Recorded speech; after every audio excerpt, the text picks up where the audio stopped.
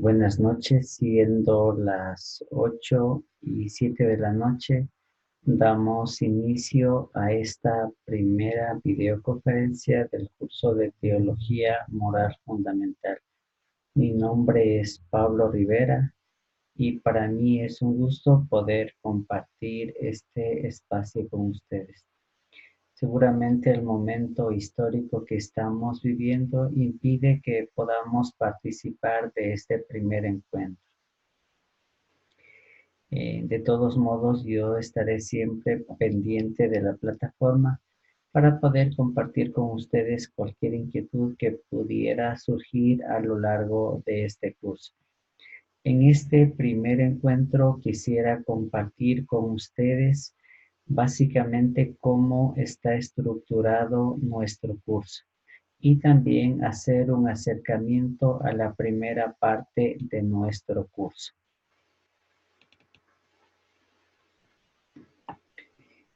Seguramente ustedes ya tienen acceso a la pantalla donde vamos a ir analizando un poco cómo está estructurado nuestro curso. Básicamente el objetivo de la asignatura es presentar a la moral cristiana como la concreción cotidiana de nuestra experiencia de fe, es decir, la forma de manifestar lo que hacemos o dejamos de hacer en nuestra experiencia que tenemos todos de Jesús como nuestro Salvador. Por lo tanto, en el comportamiento moral se debe juzgar la coherencia que existe entre la fe y la vida.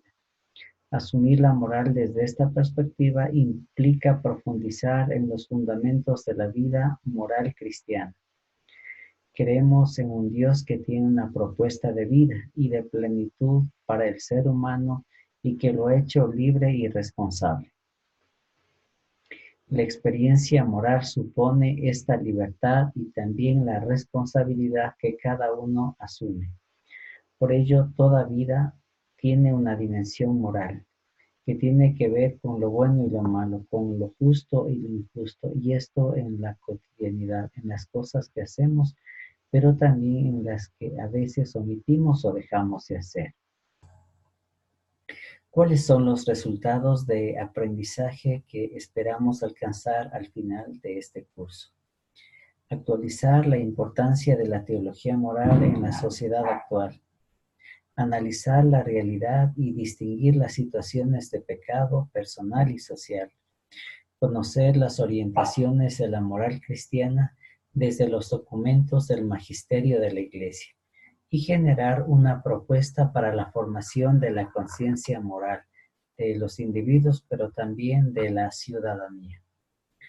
Como ustedes saben, nuestro curso está dividido en 4 capítulos.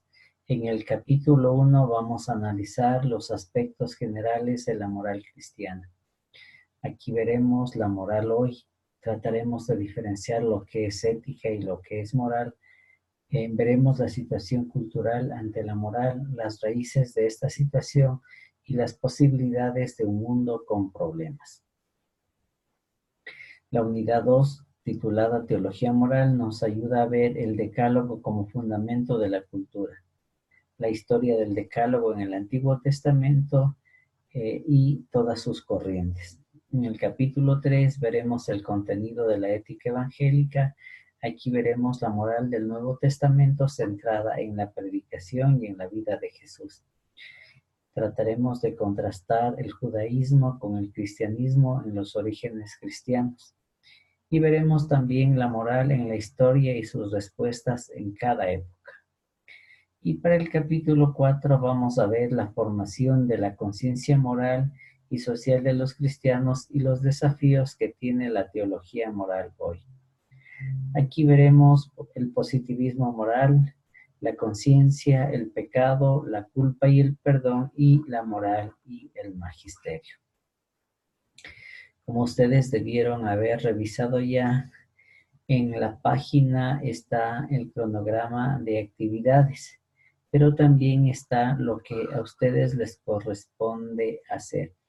Básicamente nuestro curso debió haber empezado el primero de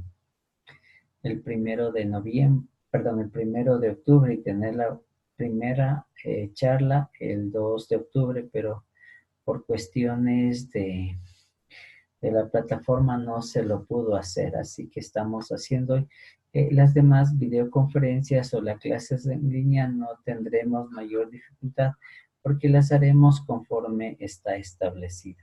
Seguramente este cronograma de actividades que ustedes pueden encontrar en el ABA nos va a ayudar a tener en cuenta las actividades que tenemos que hacer y también los tiempos que debemos destinar para cada una de estas actividades. Decíamos que la primera masterclass estaba propuesta para el 2 de octubre y no se la pudo hacer. Estaremos empezando a las 8 y terminaremos a las 9 de la noche. Para este capítulo primero participaremos en un foro virtual. Básicamente, a partir de una pregunta trataremos de conversar sobre la importancia de la ética y la moral en nuestra vida. ¿Qué importancia le damos a estos saberes, pero también a estas prácticas en lo cotidiano? Este foro estará abierto desde el día de hoy hasta el 13 de octubre y no se puntúa. Como actividad de puntuación deberíamos resolver un caso práctico de moral, es decir, lo que antes en moral se llamaba la casuística. A partir de una historia responderemos a unas preguntas. Este trabajo estará habilitado hasta el 12 de octubre hasta las 23:55 y se puntúa sobre 15. Ustedes deberán tener ya una retroalimentación de este trabajo hasta el 18 de octubre. Para el capítulo segundo, la videoconferencia o masterclass tendremos el 15 de octubre a las 8 de la noche. También tendremos que participar en un foro sobre la actualidad y la importancia del estudio de la moral en nuestra vida. Este foro estará habilitado entre el 15 de octubre y el 26 de octubre. Y tendremos que participar ya como nota de puntuación en otro foro virtual sobre las normas de la moral. Desde algunas preguntas que se plantearán, debemos participar al menos 3 veces en este conversatorio virtual. Y habrá que presentar una conclusión de no más de media página de lo que se conversó en este foro. Como nota y retroalimentación de esta actividad, ustedes ya tendrán el 1 de noviembre de este año. La unidad tercera, que es el contenido de la ética evangélica, también la masterclass está para el 29 de octubre a las 8 de la noche. Participaremos también en un foro virtual que no se puntúa sobre la particularidad de la moral cristiana frente a otras formas de entender la moral y también la ética en nuestro tiempo. Como actividad de puntuación tendrán que hacer un organizador gráfico de los valores que nos presenta la ética cristiana. Esto para el 9 de noviembre y lo podremos presentar en esta fecha hasta las 11:55 de la noche. La retroalimentación y la nota de esta actividad ustedes ya la tendrán el 15 de noviembre. La unidad 4 sobre la formación de la conciencia moral individual y social de los cristianos, la videoconferencia la haremos el 12 de noviembre igual a las 8 de la noche. También tendremos que participar en un foro virtual que no tiene puntuación. Y como actividad de evaluación, ustedes tendrán que hacer un informe de lectura de la encíclica Veritatis Splendor de Juan Pablo II, que es una encíclica de carácter moral. La estructura de este trabajo será la siguiente: una introducción, el desarrollo y unas conclusiones. Las conclusiones tienen que estar en función de la importancia del documento en nuestra vida y también en la actividad pastoral que desarrollamos. Este trabajo lo podríamos presentar hasta el 23 de noviembre, igual hasta las 11:55 de la noche y vale 15 puntos. Está previsto que el examen final lo hagamos entre el 8 y el 9 de febrero del año 2020 Y como ustedes saben, esta ya se evalúa sobre 40 puntos. Bien, es así como está estructurado nuestro curso. Bien, vamos a empezar a hacer un acercamiento a lo que es el capítulo 1 sobre los aspectos generales de la moral cristiana. Y sabemos que los términos ética y moral son términos que los utilizamos de manera cotidiana. No es extraño decir o escuchar que eso no es ético o que eso no es moral. O a veces decimos que eso no es ni ético ni moral. Por tanto, nos damos cuenta que esta variedad de términos muchas veces nos pueden llevar a la confusión o a la interpretación no correcta. Por tanto, o por otro lado, esto nos hace caer en cuenta que como lenguaje esto es tremendamente rico, pero que necesitamos tener una diferenciación y tenemos que comprender claramente a qué hace referencia esto. La ética estudia la moral y determina lo que es bueno y lo que es malo y cómo se debe de actuar. Es la teoría o ciencia del conocimiento moral. Mientras que la moral es el conjunto de normas de conducta y convivencia íntimamente ligados a la ética. Por tanto, estos dos términos a veces los utilizamos de manera indistinta y a veces con un significado totalmente diferente. Estos dos grupos de términos, tanto la ética como la moral, necesariamente nos ayudan a plantearnos la pregunta sobre lo bueno, si esto es algo objetivo o algo subjetivo, pues empleados como sustantivo, la ética y la moral denotan un saber específico o hacen referencia a un conjunto interdisciplinar de saberes que versa sobre lo bueno. Mientras que si lo empleamos como adjetivos, por ejemplo, lo ético o lo moral, expresan una calidad o dimensión de la realidad cuando ésta se refiere a la responsabilidad de las personas. Estas dos formas de emplear estas palabras dan lugar a dos niveles en la realidad de la ética o de la moral. El primero corresponde al comportamiento concreto o a la vivencia que los hombres tienen de los valores morales.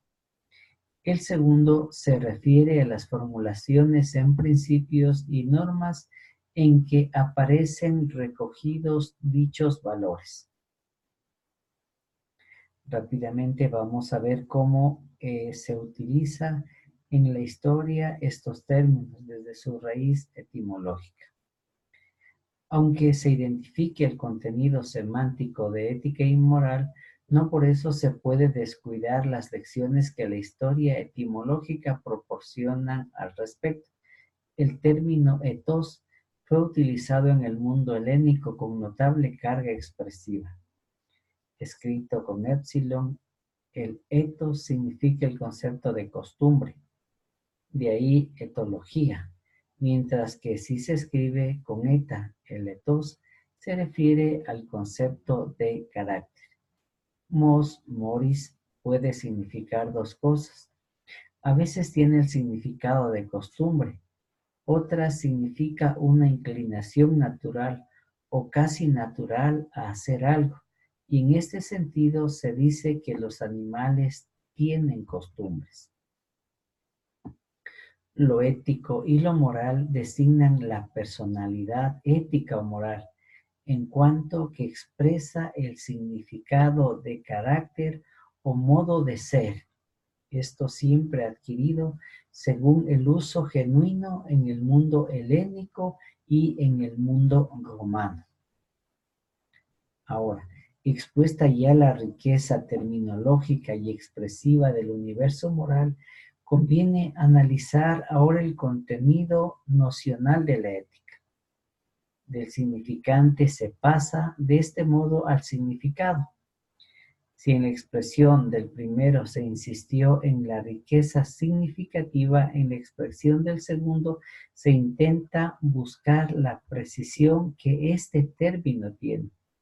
Por tanto, la costumbre tiene un carácter sociológico y la pregunta moral que se plantea viene a ser otra.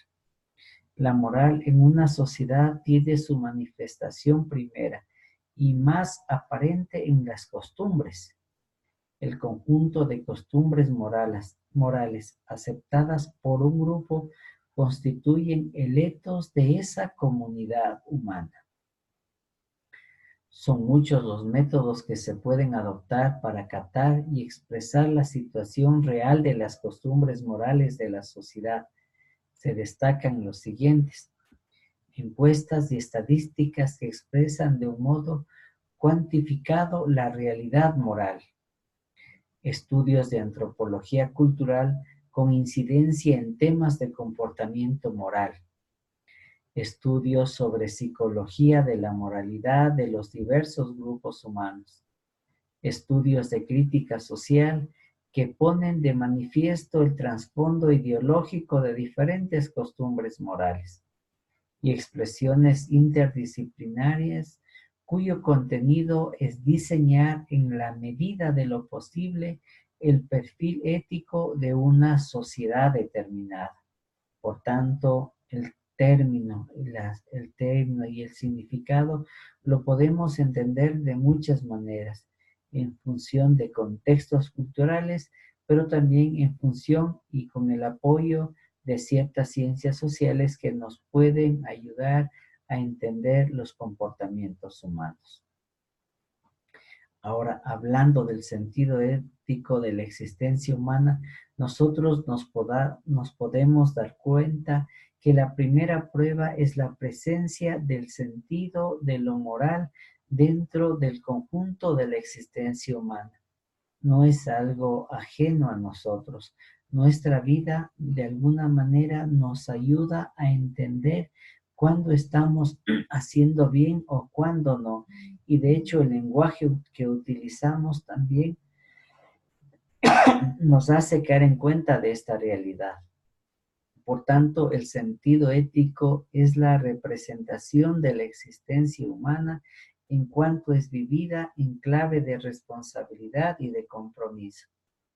El sentido moral es un fenómeno con el que se topa de una forma inmediata al analizar la existencia humana. Desde niños nuestra mamá nos está diciendo, eso no está bien, eso está bien. Y por tanto, hablamos de un sentido ético desde nuestros primeros años. Este sentido ético da lugar al hecho moral, en cuyos datos se apoya toda la existencia ética. Por tanto, el lenguaje es una manifestación de este sentido ético. La estructura sociohistórica es otra manifestación. El idioma que expresa valores, leyes, las costumbres, las tradiciones, los modales que cada uno tiene, es una manifestación de este sentido ético que tenemos como individuos, pero que también tenemos como grupos.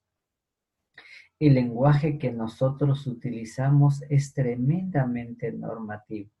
Por eso decimos, matar es malo, no hay que mentir, no hay que levantar falsos testimonios. Otras veces lo utilizamos en forma de amonestación, cuando decimos, no hagas esto, no está permitido esto. Pero también puede ser hipotético, porque decimos, si realizo esto, espero esto. Si no hago esto, evito esto. Por tanto, el lenguaje ordinario, así como lo utilizamos de manera cotidiana, aún sin darnos cuenta, termina convirtiéndose en un apoyo del que nosotros nos podemos o nos tenemos que valer para ver la criticidad ética en nuestra vida, en las cosas que constantemente estamos haciendo. Pero también la estructura sociohistórica tiene un alto grado de normatividad y de valoración. La afirmación de la condición cultural y social del hombre es al mismo tiempo la prueba de aspectos abiertos, libres y normalizados de la realidad humana. Cómo vamos cambiando en nuestra forma de entender las realidades va a depender mucho de los contextos sociales, pero también de contextos culturales. En una época seguramente estaba considerada la esclavitud como algo entre comillas normal, hasta que aparecerá un acontecimiento histórico que nos hace caer en cuenta que no está bien y por tanto cambia nuestra forma de entender esta realidad. Ahora, el sentido moral de las personas tiene que articularse también dentro de algunos sentidos básicos de la persona humana. Para entender esto o para valorar de mejor manera, vamos a ir viendo cómo algunos autores nos plantean este sentido moral, esta forma de entender y de vivir la moral, no desde la ciencia, sino a partir de lo cotidiano. Perdón. Para Spranger, la personalidad se va construyendo a través de la interacción entre la subjetividad y la objetividad, entre el yo y la realidad. Y esta relación que se va dando es la que hace posible que yo vaya determinando lo bueno y lo malo. Esta interacción de la subjetividad y la objetividad origina tantas y tan sumamente distintas significaciones del yo que me hace que perciba la realidad o la misma realidad de manera diferente o que en contextos culturales o sociales diferentes yo lo experimente de manera diferente. Por eso es que nuestro yo, el yo que nos hace ser individuos, va a variar mucho en función de los contextos. Para Spranger hay un yo biológico, un yo económico, un yo religioso, y estos son los que determinan, entre otros, la forma de vivir nuestra vida moral. Por tanto, el Spranger no coloca el sentido ético como una de las formas básicas del yo y por eso tampoco habla del hombre ético como una de las formas de vida. Establece la personalidad ética variada según sea el predominio de una o de otra forma de vida.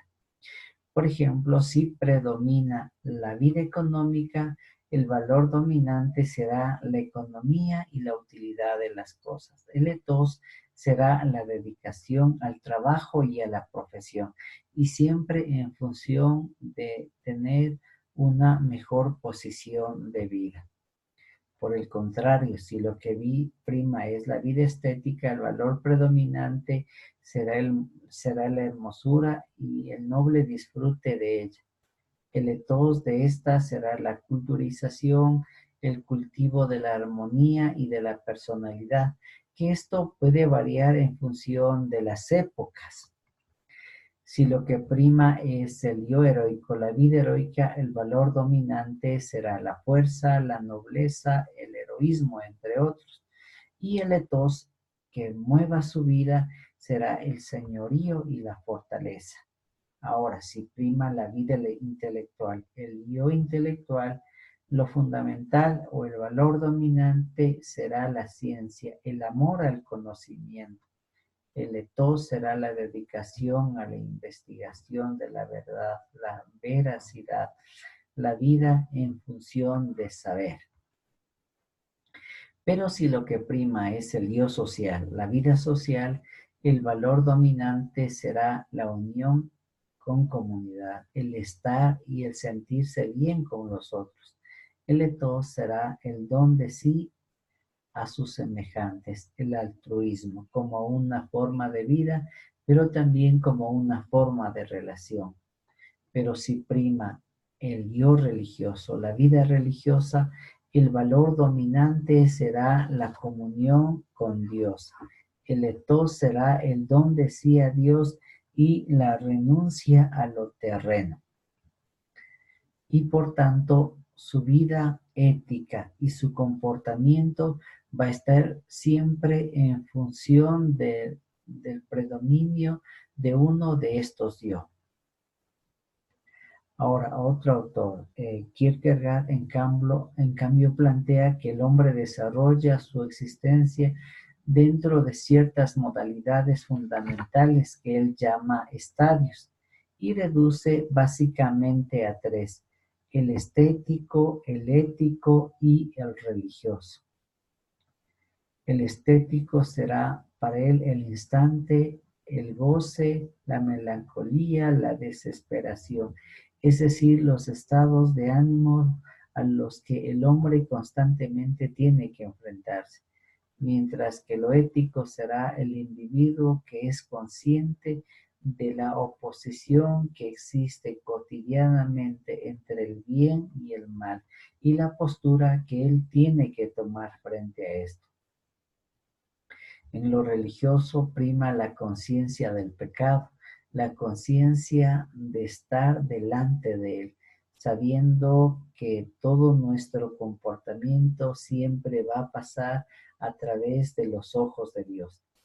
Según Kierkegaard, el hombre no puede vivir simultáneamente las tres vidas, se ve forzado a elegir, y esa elección es la que determinará un comportamiento ético o no ético.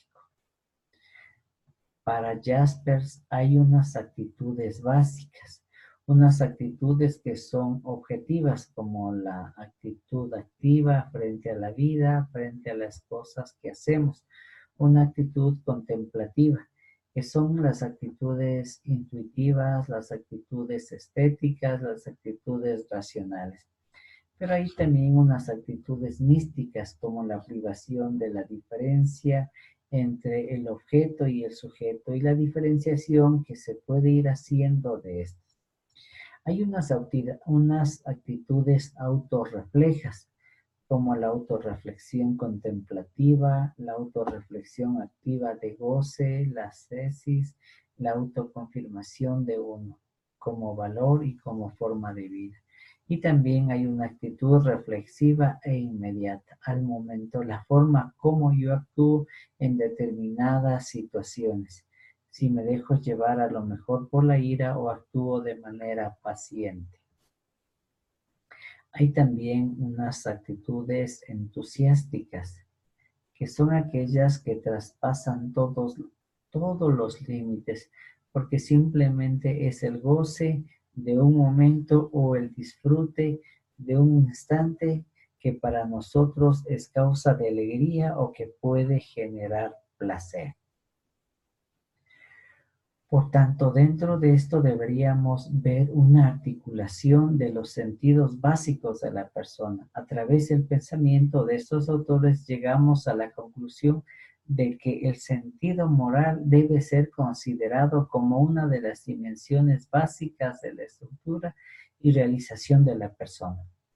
La forma concreta de unir el sentido ético dentro de la totalidad de la existencia marca la orientación fundamental al sistema moral de cada individuo o de cada grupo. De ahí se puede entender que nuestro comportamiento siempre va a estar en función de contextos culturales. Ahora, ¿cuáles son estos sistemas éticos que nos plantean los autores antes mencionados? Por tanto, habrán sistemas éticos religiosos, autónomos, y en función de esto le daremos mayor carga a la verdad, haciendo énfasis, por ejemplo, en la vitalidad y haciendo referencias a cuestiones de carácter estético. Ahora, ¿cuáles serían las dimensiones éticas de la conducta humana? Sabemos todos que la conducta del hombre tiene varios niveles. Hay estímulos, estos estímulos tienen una significación, esta significación posee un sentido que puede ser moral, que puede ser personal, que puede ser social. Por tanto, el sentido moral se traduce en comportamiento. Aparece como una respuesta que nosotros como individuos le damos a un estímulo, pero estas respuestas son propias de los individuos. Las respuestas a estímulos no son sociales, son individuales.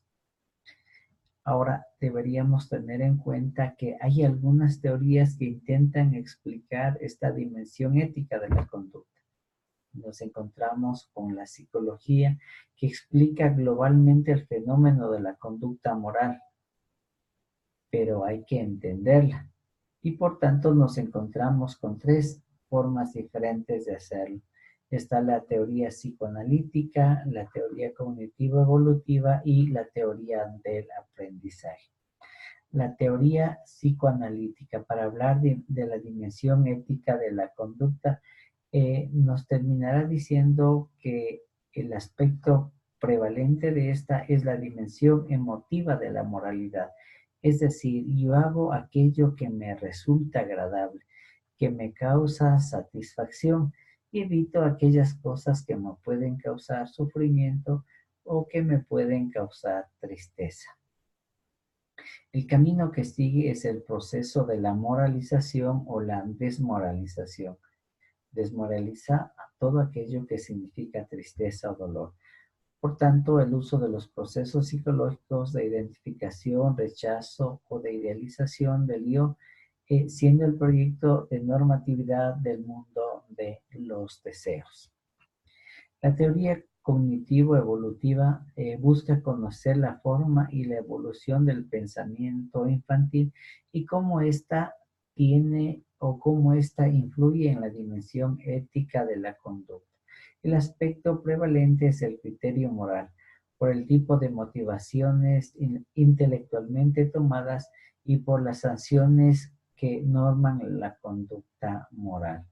Por tanto, cómo se le motivó de manera positiva a un niño hará que éste sea o tenga un buen comportamiento, lo contrario hará de él un niño no siempre portado de manera correcta. El camino que siguen estos procesos de moralización o de desmoralización se realiza a través de una combinación de procesos provenientes del miedo. Es decir, uno actúa correctamente no porque quiere hacerlo, sino por evitar un castigo. Y está también dentro de este marco teórico de la dimensión ética de la conducta la teoría del aprendizaje, que nos da orientaciones de carácter global, marcadamente experimental y en perspectivas de futuro. Además, sus teorías son de origen conductista. El aspecto más importante es la respuesta, que es el resultado del aprendizaje, que depende de la manipulación de ciertas variables. El camino que siguen estos procesos de moralización o también de desmoralización es la creación de relaciones funcionales entre algunos tipos de variables independientes y la conducta moral como variable dependiente, de tal manera que nuestro comportamiento no termina sino siendo el resultado de la forma como nosotros hemos ido experimentando las situaciones y por tanto tendemos a repetir en las mismas condiciones esos aprendizajes. Ahora, ¿cuáles son los factores que integran la conducta moral?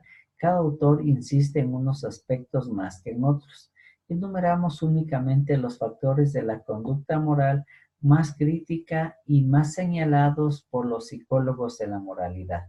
Y por tanto nos encontramos que hay factores cognitivos, afectivos y motivacionales. Los factores cognitivos serían la conciencia de uno mismo, el autoconocimiento, la conciencia de los demás, la noción de las consecuencias, la formulación y aplicación de normas y principios, la posesión de convicciones morales, la capacidad de pensamiento factible y la coherencia intelectual. Mientras que los factores afectivos serían la empatía, la imitación, el pudor, la vergüenza, el remordimiento. Estos serían los indicadores de la moralidad. Como factores motivacionales tendríamos la dependencia del exterior, la aprobación social, la reciprocidad, la conciencia moral o la conciencia social. ¿Y cuáles serían las raíces de esta situación? partiendo de que el etos es un factor integrante de la estructura sociocultural y la conducta del individuo tiene una necesaria vertiente ética, el entramado de la vida social también le pertenece a la dimensión social. Por tanto, no solamente es el individuo, sino que es también la sociedad la que de alguna manera influye en los comportamientos que todos tenemos. Por tanto, debemos tener en cuenta la estructura sociocultural para entender el etos de estos comportamientos. Un aspecto descriptivo se fija en la morfología de la estructura sociocultural a fin de constatar en ella la presencia de la dimensión ética. Y nos encontramos con algunos niveles socioculturales. Está la antropología cultural y la ética, está la sociología del hecho moral y las objetivaciones culturales y la ética. Dentro de la antropología cultural, el etos se manifiesta en justificaciones, motivaciones, orientaciones de valor, normatividades concretas, de tal manera que la consideración sociocultural de esta se orienta por diversos aspectos, dentro de los que sobresale la cultura en cuanto a dimensión socioantropológica, la cultura en cuanto a dato sociohistórica. Ahora, vista la cultura en cuanto a dimensión socioantropológica, es una de las consideraciones filosóficas de la cultura que muestra la causa y efecto de la peculiaridad humana en comparación con los actos de los animales. La cultura en cuanto a dato sociohistórico puede ser considerada en su realidad fáctica en cuanto a forma de vida. Aquí tenemos que la ética ha descubierto la tentación del etnocentrismo que acecha a todos los sistemas morales. La antropología cultural apoya tanto la fundamentación de la ética como la afirmación de unas direcciones axiológicas con validez universal. Ahora, la sociología del hecho moral. La presencia del etos dentro de la estructura sociocultural es probada también mediante la consideración sociológica del hecho moral y se analiza por lo siguiente. Mediaciones estadísticas de los componentes éticos. Estudios de los determinantes sociales de las ideas y los comportamientos morales. Estudios comparativos de los códigos morales de los grupos y los subgrupos de un pueblo frente a otro pueblo. Las objetivaciones culturales y la ética. La estructura sociocultural se manifiesta y se realiza a través de las objetivaciones del espíritu humano. Estas forman una parte importante de la cultura de los grupos humanos. Por tanto, termina siendo también una dimensión ética de la existencia humana. La función del etos dentro de la estructura sociocultural ha de ser comprendida críticamente. Para realizar esta labor se usa tanto la sociología del conocimiento como la teoría crítica de los comportamientos, porque nosotros terminamos siendo el resultado de lo que la sociedad ha ido haciendo de nosotros. Aún sin darnos cuenta, terminamos viviendo ciertas realidades que la cultura nos plantea. Así se descubrirán los componentes ideológicos que lleva la ética tanto vivida como formulada. Para mostrar los peligros. Para mostrar los peligros. Para con la ética en la estructura sociocultural veremos posibles manipulaciones del etos por la sociocultura dominante, que son el área de los contenidos de la conciencia moral y el área de la responsabilización. Ahora, dentro de las áreas de la manipulación ética tenemos la área de los contenidos. Los contenidos de cualquier sistema ético están expuestos a manipulación.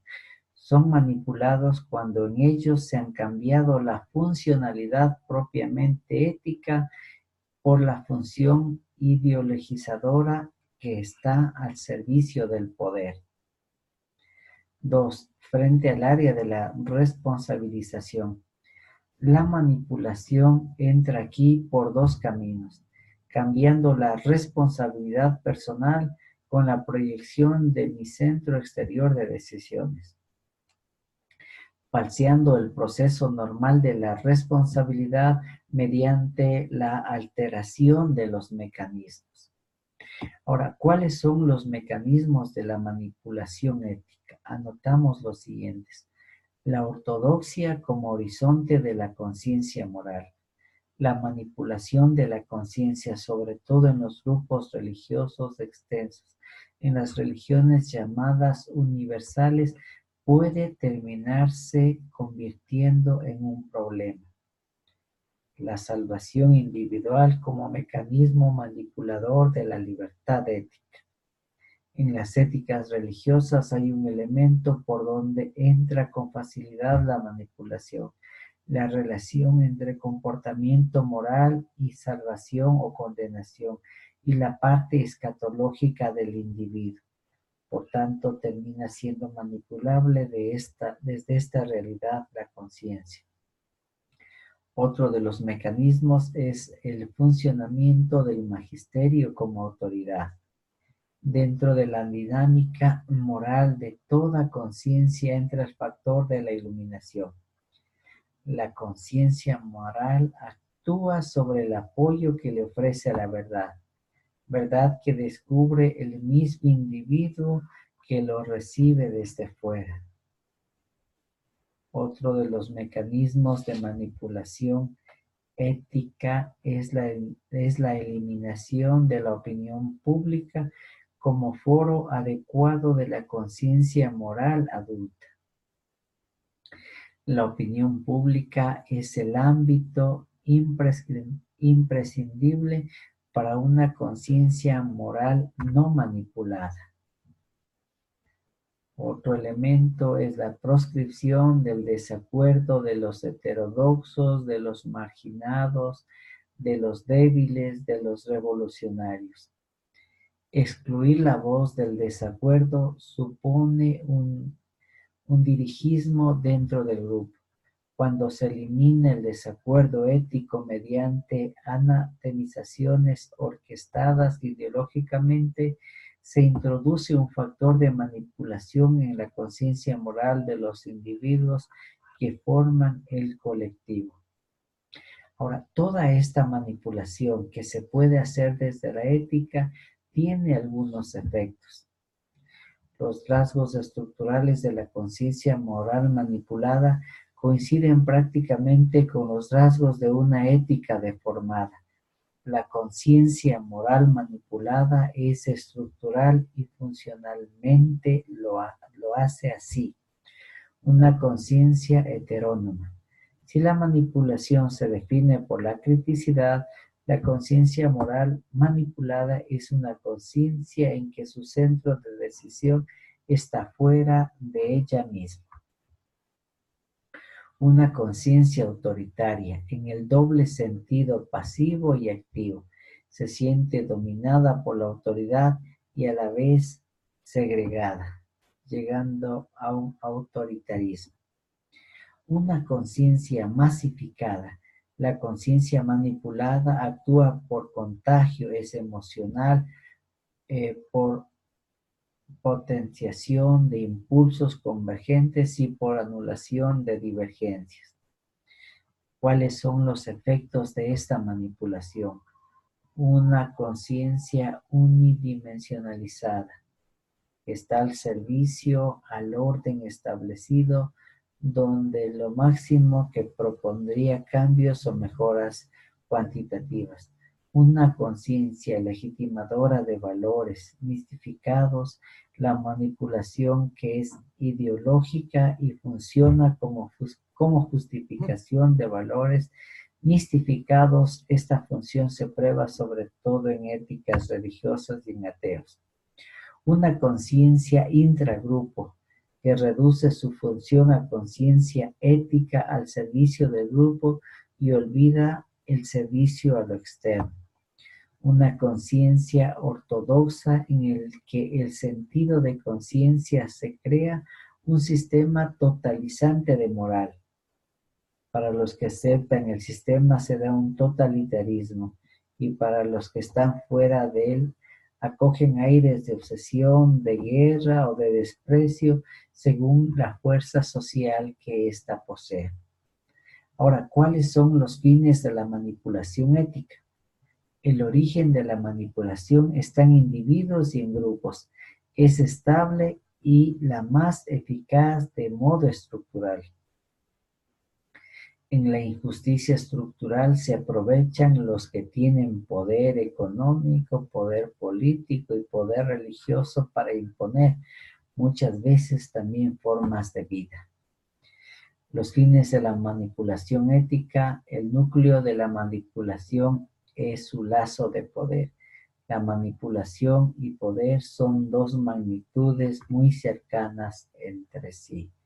Por tanto, la ética nos puede ayudar a ser mejores personas, nos puede ayudar a ser mejores individuos socialmente, pero también se puede terminar convertidas en un problema.